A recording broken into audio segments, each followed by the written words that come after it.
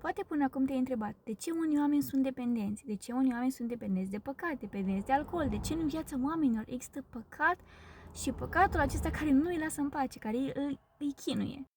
Pentru că noi nu avem grijă de inima noastră și de mintea noastră. Iisus spunea un lucru foarte important în Biblie, să veghem. Un lucru valabil foarte mult în ziua de astăzi. De ce? Pentru că astăzi sunt tot felul de informații peste tot.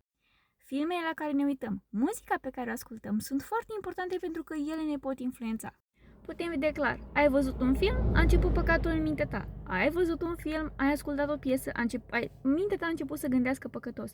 Ai văzut un lucru și gata, a început păcatul. De ce? Pentru că asta te influența pe tine. Pentru că muzica, pentru că filmele, pentru că tot ce urmărești tu este un duh în spatele acelui lucru. Nu este doar o piesă și atât, doar un film și atât.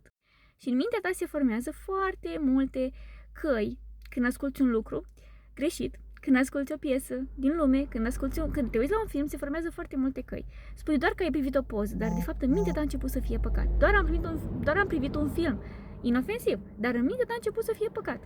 Doar am ascultat o piesă, dar în mintea ta a început să fie păcat, pentru că acolo este un lucru păcătos, pentru că acolo nu este Dumnezeu. Acolo unde nu este cuvântul lui Dumnezeu, este păcat. Și singura soluție ca tu să scapi de aceste lucruri este cuvântul lui Dumnezeu. Ascultăm fiecare zi cuvântul lui Dumnezeu. Noi ascultăm în fiecare zi cuvântul lui Dumnezeu, ascultăm pâinea duhovnicească. Din ce cauză? Tocmai din asta, ca păcatul să nu fie în noi, ca noi să nu fim dependenți de păcat, ca noi să nu facem pauză de la Dumnezeu. Dacă tu te vei gândi tot timpul la Dumnezeu și vei medita tot timpul la cuvântul lui Dumnezeu, păcatul nu va fi în tine pentru că nu va mai avea loc.